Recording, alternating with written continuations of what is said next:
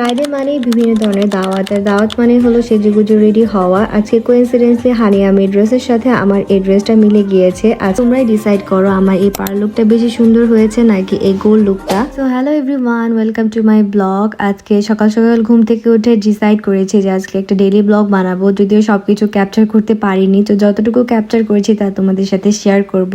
তো সকাল সকাল ঘুম থেকে উঠে আমি আমার ব্রেকফাস্ট রেডি করছিলাম। ইদানিং ট্রাই করি সকাল সকাল ঘুম থেকে উঠতে। আগে সকাল সকাল ঘুম থেকে উঠতে পারতাম না, তাই জন্য গ্যাসের খুবই প্রবলেম হতো। সকাল প্লাস দুপুরে নাস্তা একসাথে নিতাম। সকালে নাস্তা খাওয়ার অভ্যাসটা একদম খুব কমে গিয়েছিল। তখন আর কি শরীরও খুবই খারাপ লাগতো, ক্লান্ত লাগতো, সারাদিন কোনো কিছু কাজ করতে ইচ্ছা করতো না। এখন আমি সকাল সকাল গরম পানির সাথে চিয়া সিডস, মধু এবং লেবুর রস মিশিয়ে খেয়ে থাকি। এটা আর কি আমার একটা ডক্টর সাজেস্ট করেছিল। স্বাস্থ্যের জন্য ভালো, উপকারী, মাইন্ড ফ্রেশ থাকে, ব্লাড সুগার সবকিছু নিয়ন্ত্রণে রাখে এবং গ্যাসের প্রবলেমও হয় না। সকাল বেলকনিতে বসে আমি ট্রাই করি একটু রোদে বসে, এখন যেহেতু একটু শীতকাল, কে কি করছে বেলকনিতে বসে আর কি দেখা যায় অনেকটা। তো এখানে বসে বসে দেখি। বেশিরভাগ সময় আমি সকালে ঘুম থেকে উঠে ফোন তেমন দেখি না। সকাল ঘুম থেকে উঠে আমার একটু বাহিরের পরিবেশটা দেখতেই ভাল লাগে, যেহেতু রাতে ফোন দেখে ঘুমাই। এরই ফাঁকে আমি আমার রুমটা গুছিয়ে নিয়েছি। তারপর ব্রেকফাস্টটা করে নিব। আজকে ব্রেকফাস্টে এগ বয়েল এবং অ্যাপল, কিছু ড্রাই ফ্রুটস এবং গ্রিন টি।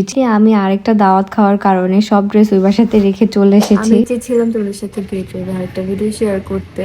আমার ড্রেস সিলেক্ট করতে করতে খুবই লেট হয়ে গিয়েছে, তাই তোমাদের সাথে মেকআপ ভিডিওটা শেয়ার করতে পারিনি।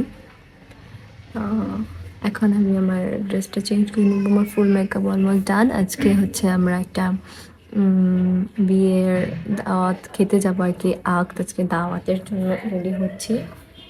তো আমি হেয়ারটা সেট করে আর মেকআপটা কমপ্লিট করে নিয়েছি। আজকে দাওয়াতের জন্য এই সুন্দর ড্রেসটা সিলেক্ট করেছি, যেটা আমি নিয়েছিলাম ক্লাসিক ক্লথ ফেসবুক পেজ থেকে। এই ড্রেসটা হানিয়া আমিরের মেয়ে জিন্দেগি হেতু ড্রামার সাথে ড্রেসটা অনেকটা মিলে গিয়েছে। আজকে আমি এই ড্রেসটা পরেছি। আজকের এপিসোডেও হানিয়া আমির এই টাইপের একটা ড্রেস পরেছিল, যেটা আমি ফার্স্টে দেখিয়েছি। পর আমি এই ড্রেসের সাথে যেহেতু পার্ল ওয়ার্ক ছিল, আমি একটা পার্লের ইয়ারিংস পরে নিয়েছিলাম। আজকের মেকআপ লুকটা আমি যথেষ্ট মিনিমাল রাখার ট্রাই করেছি, যেহেতু দুপুরবেলা দাওয়াত ছিল, যাতে মেকআপ গুলা মিসে না হয়ে যায়, এজন্য তো মেকআপ করিনি, বেশি হালকা পাতলা মেকআপ করে নিয়েছি। একটু লাইনার ড্র করে ইনার কর্নার একটু হাইলাইটার অ্যাপ্লাই করে দেন হচ্ছে লিপস্টিক দিয়েছি।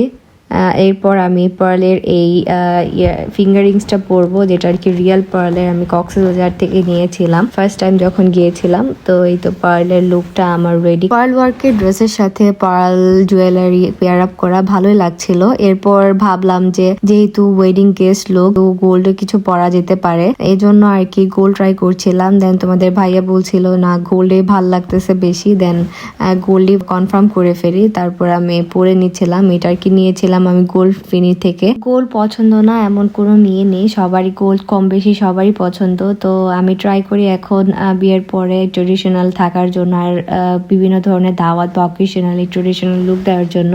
এখানে আমি একটু ট্রাই করেছিলাম বাঙালি বউয়ের একটা লুক দিতে। এরপর আমি দুটা ব্যাঙ্গলস পরে নিয়েছিলাম। এই তো রেডি, একটা ক্লস নিয়ে নিয়েছে। তো ফাইনালি আমার ট্রেডিশনাল এই ওয়েডিং গেস্ট লুকটা রেডি। তো কেমন হয়েছে সবাই তোমরা কমেন্ট করে জানাবা। কোন লুকটা ভালো হয়েছে নাকি এই পার লুকটা ভালো হয়েছে। আমার তো দুটাই ভাল লাগতেছিল।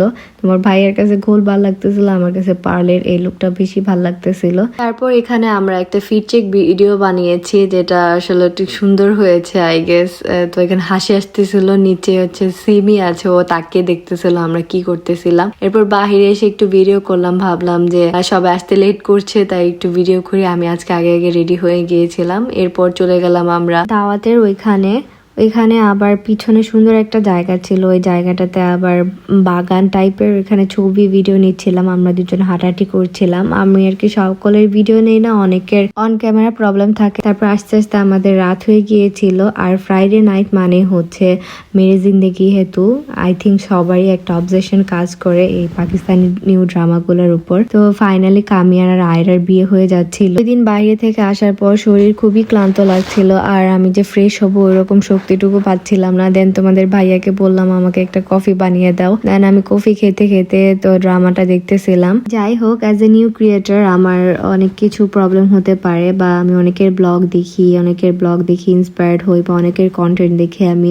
ট্রাই করি ওই টাইপের কিছু বানানোর, কিভাবে কন্টেন্ট বানালে ভালো হবে এবং রিচ বেশি পাবে, তা অবশ্যই ট্রাই করি এবং অনেক কষ্ট করে আমি ব্লগ এডিট করি গাইস। তো তোমরা সবাই একটা লাইক কমেন্ট করবা, বেশি বেশি সাপোর্ট করবা। আমার ব্লগে কোনো কিছু অপছন্দ হলে তা আমাকে অবশ্যই বলবা, আমি ট্রাই করব সংশোধন করার। এন্ড কারা কারা তোমরা মেয়ে জিন্দেগি হেতু দেখতেছো আর হচ্ছে কামিয়ানা রায়রার ক্যারেক্টারটা তোমাদের কাছে কেমন লাগতেছে তা অবশ্যই জানাবে। তো এই ছিল আজকের মতো আমার ভিডিও, আশা করি তোমাদের সকলের ভালো লেগেছে। ইনশাল্লাহ আবার দেখা হবে নেক্সট কোনো ভিডিও বা ব্লগে। এর জন্য সবাই আমার পেজটাকে আগে ফলো করে দিবা, আর হ্যাঁ, সবাই আমাদের জন্য দোয়া করবা। আল্লাহ হাফেজ।